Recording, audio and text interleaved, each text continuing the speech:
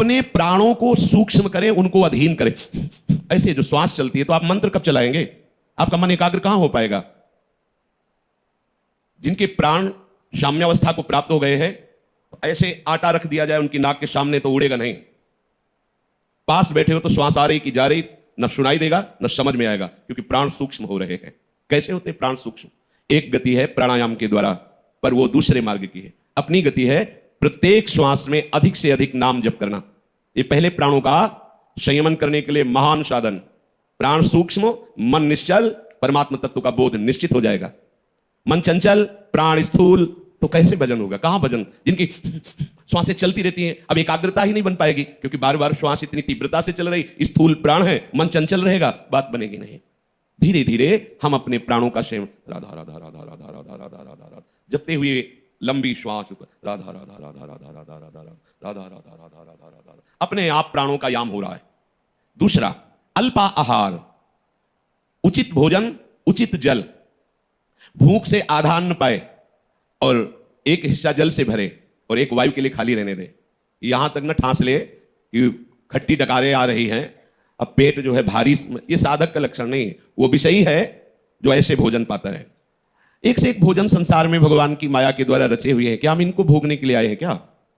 हाँ, जो भगवत प्रसाद स्वरूप में। अल्पाहार, भिक्षा औषधम भुंजान, औषधम लिखा है, औषधि की तरह भोजन पाओ। बहुत शरीर मोटा हो जाएगा, चर्बी बढ़ेगी, वजन बढ़ेगा, भजन घटेगा, देख लेना। बैठते ही नहीं बन रहा, शरीर पीड़ा दे रहा है, श्वास प्रश्वास की गति तीव्र हो रही, मन चंचल, भजन होगा? अल्पाहार, शांत। आप देखो देखो, हमें व्रत का महत्व नहीं है, पर अल्पाहार का महत्व है। हम कई अपने जो पूछते हैं निज जन की कैसे, तो फिर बता दे। सुबह थोड़ा कुछ ले लो, मध्याह्न में 1-2 खीरा पालो, शाम के रात्रि में 300 ग्राम दूध ले लो। छोड़ो, हम व्रत नहीं रह रहे, हम कोई अनुष्ठान नहीं कर रहे, पर हम भजन को निरंतर अपनी श्वासों में रमाने के लिए अल्पाहार कर रहे हैं।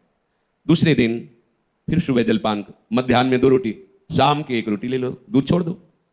2-4 दिन ऐसे चले, फिर लगा मन मोटापा में आ रहा है, तो फिर उसको 1 दिन कर लिया, थोड़ा सा अल्पाहार, 2 खीरा, रात्रि में 300 ग्राम दूध, खत्म। पानी जितना पीना चाहो पी लो, खीरा के ऊपर कितना पानी चलेगा अपने आप। देखो, प्राणों का संयमन तो होना ही चाहिए। अब पेट का इतना भारी वजन हो गया और उसकी आंतें, थैली है ये, थैली बढ़ गई और अच्छे अच्छे पदार्थ अब खूब पाए, तो मुझे लगता है कि ना मन एकाग्र होगा, ना शरीर स्थिर होगा, ना प्राण सूक्ष्म होंगे। और भजन के लिए तीनों बातें चाहिए। शांत, मुख प्रसन्न, तन तेज विराजा, कीन्हिस रामचंद्र कर काजा। झलकती रहे प्रसन्नता, एक लावण्य तुम्हारे चेहरे से आना। भगवत दास हो, ऐसा लगे कि देखते ही रहो इनको। इसमें गोरे पीले का मतलब नहीं होता, एक आकर्षण होता है। अल्पाहार कीजिए, बड़ा आनंद आएगा। देखना, आप अल्पाहार कीजिए, जब आपको भूख सताए तो बैठ जाइए और बस श्वास प्रश्वास की गति पर ध्यान दीजिए और नाम बढ़ाइए। अधिक से अधिक नाम जपते हुए श्वास खींचिए, अधिक से अधिक नाम जपते हुए श्वास, उसमें नाक बंद करने की बात नहीं, आराम से। इससे आपके प्राण जो है सूक्ष्म होने लगेंगे। सहयोग भोजन का अल्पाहार। जब हमारा 2 रोटी पाने से प्राण पोषण हो जाता है, तो हम अपनी थैली को इतना क्यों बढ़ावें कि 4-5 रोटी डाल ले? पालो, बर्बाद नहीं हो, तुम बर्बाद हो जाओ, वो बर्बाद ना हो। बुद्धि कैसे सिखाती? अन्न में भगवान है, बर्बाद मत करो। तो तुम अपनी श्वासें बर्बाद कर रहे हो, अपने आराध्य देव का चिंतन बर्बाद कर रहे हो, और जो पहले से ही बर्बाद है उसके लिए तुम सोच रहे हो बर्बाद नहीं होगा। अरे पहले से ही बर्बाद तुम्हें दिखाई नहीं दे रहा, ऐसे ही रख दो, सड़न होने लगेगी, अपने आप होने लगेगी। उतना डालो जिससे आपके प्राणों का पोषण हो। पर ये सत्संग 1-2 दिन चलेगा बात, जहां हुआ कि आज तो कुछ विशेष है, तो बाले भोग में इतना हो जाएगा कि राजभोग की जरूरत नहीं पड़ेगी। बोले वो राजभोग जरूरत नहीं है, अब आलू के पराठा और धनिया की चटनी और ये वो, बीच में चाय की चुस्की, इतना हो गया कि अब जरूरत है नहीं। अरे बाल भोग कर लिया, आधा 1 पराठा डाल लिया, हो गया। मध्याह्न में 2 रोटी ले ली, शाम के 1 रोटी ली। रात्रि में ज्यादा भोजन नहीं करना चाहिए। भोजन के बाद तुरंत आसन में बैठने का सामर्थ्य होना चाहिए। 10 बजे के पहले सोना नहीं चाहिए, 4 बजे के बाद नहीं सोना चाहिए। इतने बिल्कुल सहज साधारण साधक की बात। असाधारण तो एक अलग बात हो जाती है। अपने प्राणों को वश में करे, प्राण संयमित होना चाहिए।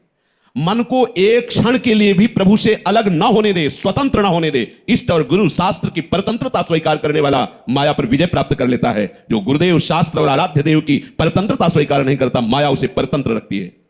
जो गुरुदेव और भगवान के सिद्धांतों को अपने हृदय में धारण करता है, वह अभय हो जाता है।